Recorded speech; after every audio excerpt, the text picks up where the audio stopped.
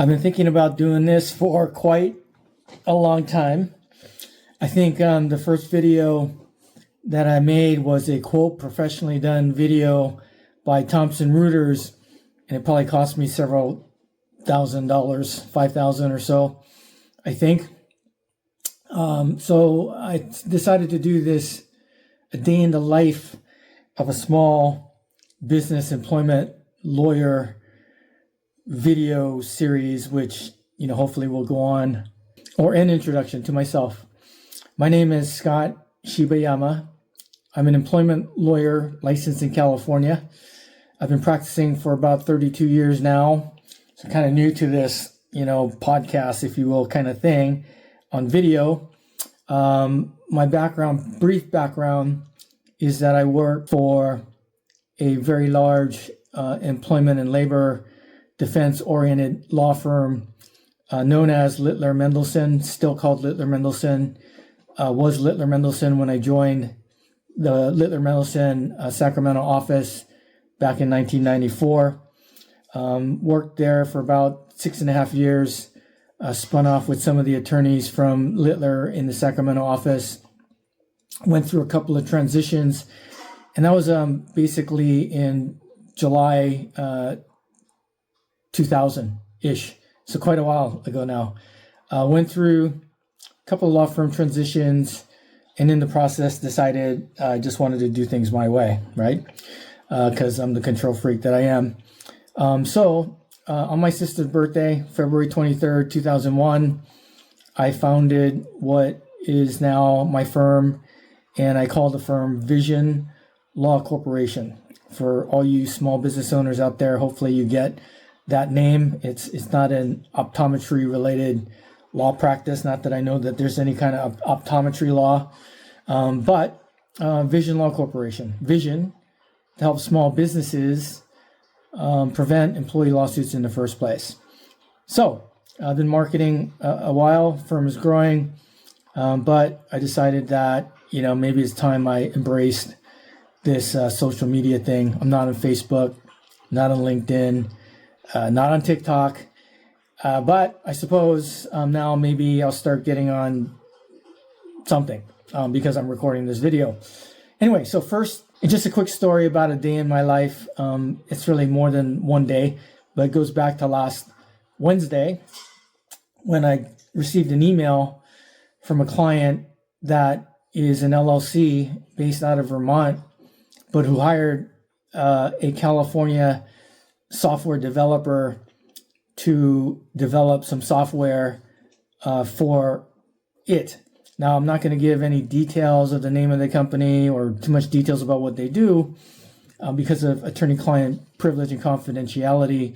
But, I'll just describe the generics of what's going on. No names and not too much specifics. But just know that the company was in the business of A.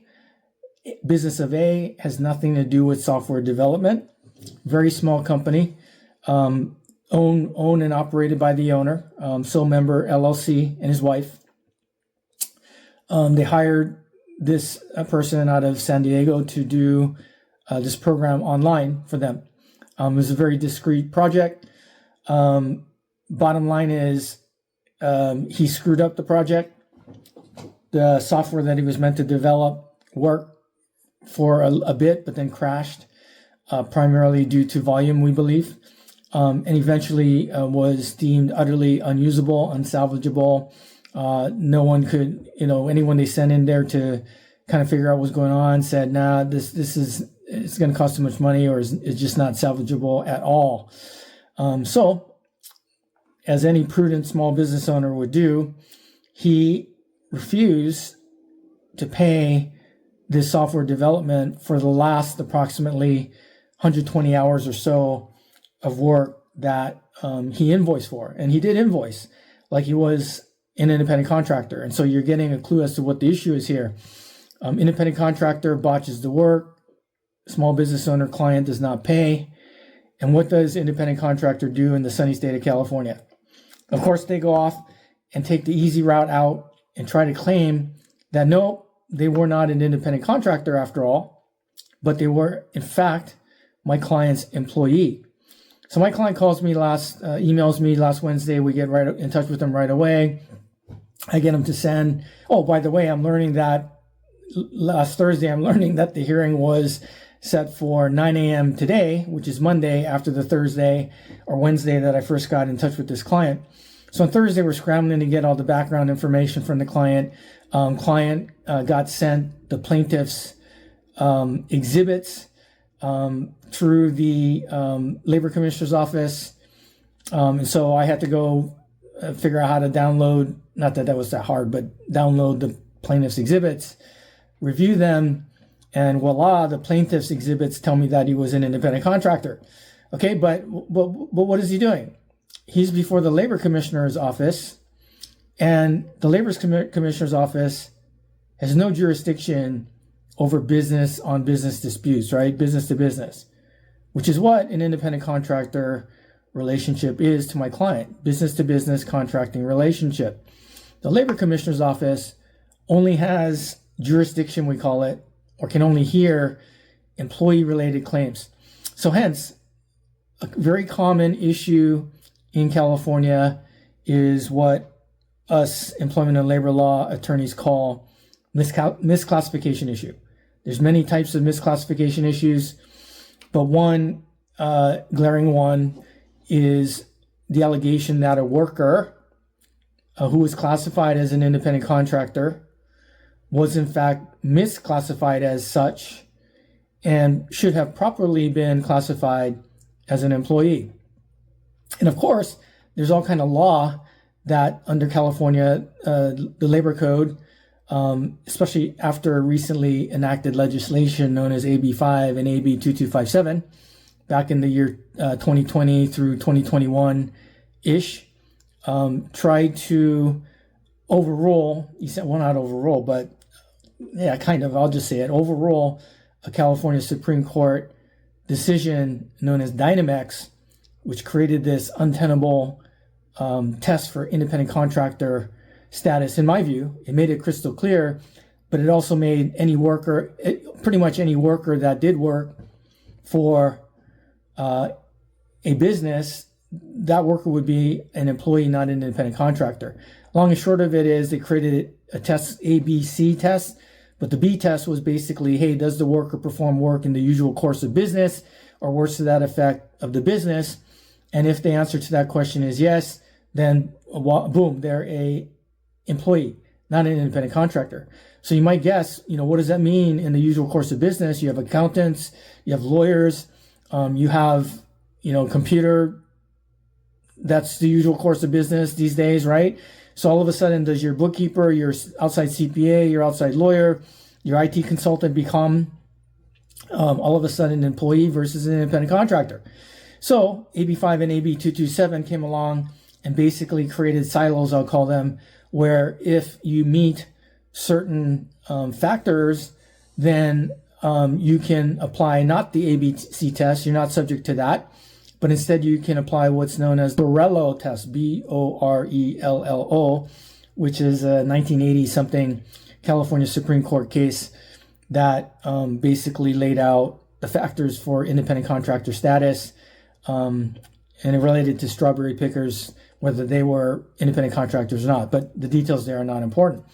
What is important is we just had the hearing, and we had to develop the facts.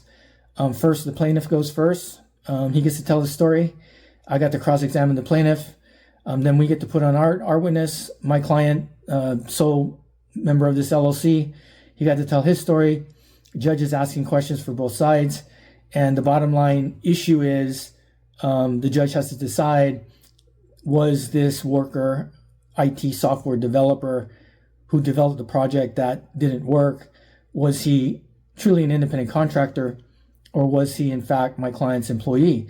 And the amount of money at issue is about $25,000 because, this independent contractor didn't get paid for the last approximately 120 hours of his work. His rate that he negotiated with my client was $60 an hour. So if you take that $60 an hour times 120, it comes out to approximately $7,200, something like that. So you might ask, well, how do we get to 25,000? Well, he was claiming, one, that because he didn't get paid at all, he was owed a certain amount of minimum wages. And because we did not pay him at all and did not pay that certain amount of minimum wages, under the labor code, he gets liquidated damages for the amount of minimum wages that he was not paid. He was claiming late payroll. In other words, if he was an employee, my client would have issued a payroll check. He's claiming that he was an employee, not an independent contractor, so my client should have issued payroll checks, which he didn't. He was late doing that, so there's penalties there. But the whopper is known as Labor Code Section 203, waiting time penalties, which says that under the Labor Code that when a quote employee now separates employment from the employer, there's only so much time the employer has to get the employee their final wages. And since he was contending the $7,200 or so was final wages when he separated from the company, and that my client did not pay him any of it, then he was also entitled to approximately $15,000 or so of waiting time penalties just for being late, allegedly. And of course, this only applies if the software developer was in fact my client's employee. So the whole case, make or break, turns on, was this software developer an independent contractor or were they an employee? And as I told the judge, I'm not going to get into the details, but I was confident that, my client had retained this individual as an independent contractor. I mean, I don't know any small businesses that have their own in-house software development department or in-house IT department. Everybody, right, including my own firm, contracts out for marketing, software, anything, IT, anything. It's all contracted out, right? I don't have that expertise. I'm a lawyer, employment and labor lawyer. So, just like my client hired me to be their lawyer as an independent contractor, not as their employee, my client hired this worker to be an independent contractor, IT consultant / software developer, and not his in-house IT employee. We'll probably get the decision in about, the judge said 30 days, going to take a little longer due to the complexity of the independent contractor issue involved. But, like I said, it's either make or break. If we need to win on independent contractor status, in which case this person will get 0 because the labor commissioner does not hear independent contractor business on business type breach of contract claims, which is what it is. It only hears employee claims for failure to pay wages. So I expect that we will prevail, knock on wood, that I don't jinx myself, but I feel very strongly, having done this for 32 years, that we have a bona fide independent contractor here and that the individual was not my client's employee. All right, well, that's it for now. I'm not sure if I will get back on video to let you all know the results. I think I probably should, just win or lose. And so, because if we lose, which we shouldn't, but if we lose, then we're going to certainly appeal it, on which we're allowed to do a de novo trial in Superior Court, where we will be able to have this hearing trial basically done all over again before a Superior Court judge, where, in the event we lose, I would expect to get a different result in front of the Superior Court judge. All right, well, that's it. Signing out for now. Aloha.